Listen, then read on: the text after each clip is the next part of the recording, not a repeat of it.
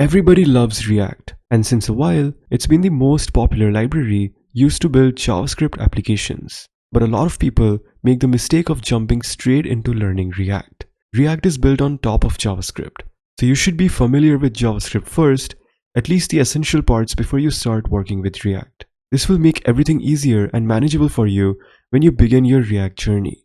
So here are 10 most critical JavaScript concepts a developer must master before touching React. So in number 1, we have let and const, which you can think of these as boxes. Const is a box you tape shut, basically you can't change what's inside, and let is a box you leave open so you can swap the contents later. Now if we talk about in React, React likes stability. So we use const for almost everything because we want to make sure our data doesn't change unexpectedly between updates.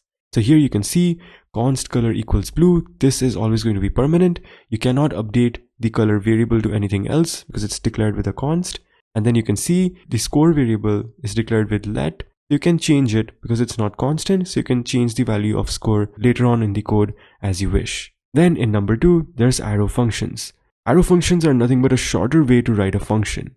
Instead of writing the word function, we use a fat arrow.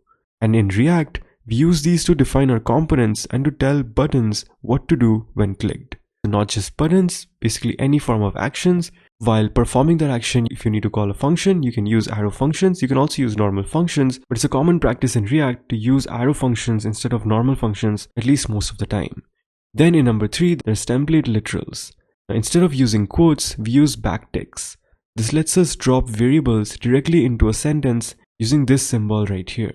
Now in React, this is perfect for when a CSS class or a piece of text needs to change based on a user's action. Then in number 4, there's destructuring. If you have a big suitcase, let's say this suitcase in this case is an object, then destructuring is like reaching and grabbing exactly the shirt you need without unpacking everything. In React, this gives us data in props. We use destructuring to grab just the specific data we want to show on screen. Here you can see you have this user variable, which is an object that contains multiple properties. And let's say I just want to extract the name property from the object. So rather than creating a new variable and assigning it user.name, I can simply extract the name from the user by destructuring it using these curly braces. Then in number 5, we have the spread operator. This looks like 3 dots and it takes all the items out of one list and puts them into a new list. In React, React forbids you from changing original data. You must make a photocopy, add your changes to the copy, and then give that to React. So as you can see here, we have a constant list variable with the values 1 and 2. Then if we create another new list variable, then to that, let's say I want 1, 2, and 3 in it. So instead of adding 1, 2 again, I can just spread the variable list inside the new list and just add the new number, which is 3. So this list spreads 1 and 2 into the new list array, and we are manually adding the value 3 after that. So finally, we have 1, 2, and 3 within the array. Then in number 6, there's map and filter. So map takes a list of data and turns it into a list of UI elements. Filter looks at a list and kicks out the items you don't want based on a specific condition. In React, if you have 100 products in an array, map is how you show 100 product cards on your website. Now this is a very common practice and you will pretty much use this 100% of the times in any React application you build. So make sure to not just learn map and filter, but all the other methods such as map, filter, find, sum, reduce, and more. Then in number 7, there's ternary operators. Ternary operators are a one-line if-else statement. So you basically have a condition. If that's true, you put whatever you need to put after the question mark. And if that's false, then you put whatever you need to put after that colon. In React, this is used to switch between two things on your screen, like a login button versus a logout button. Then in number 8, we have logical AND. This checks if the first thing is true.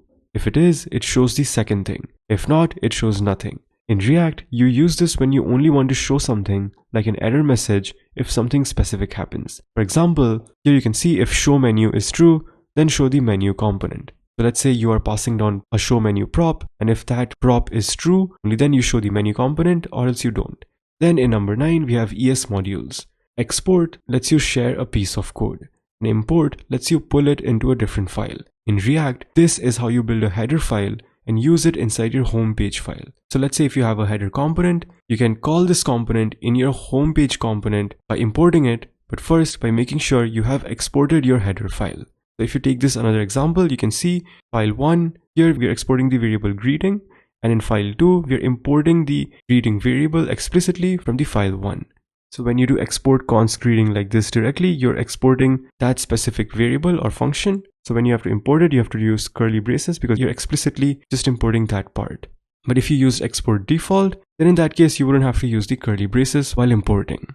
Then in number 10, you have async await. This is a very important concept.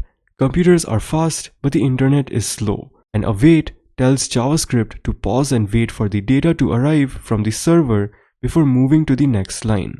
Now in React, you use this every time you ask a database for info, so your app doesn't crash while waiting. So it looks something like this. You have a variable const data and you await fetch. We call the fetch function in JavaScript, which allows us to make network calls or call APIs. The response of that API is then stored in the data. And then once the API has returned its response and the data has some value in it, then you can go to the next line and perform whatever operations you require to perform. Alright, so with that, these 10 things are pretty much all the JavaScript you need before you start working with React.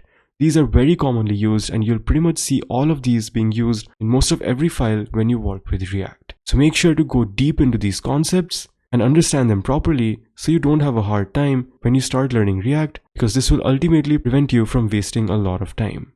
So with that, that's all for the video. If you found it insightful, drop a like and subscribe for more.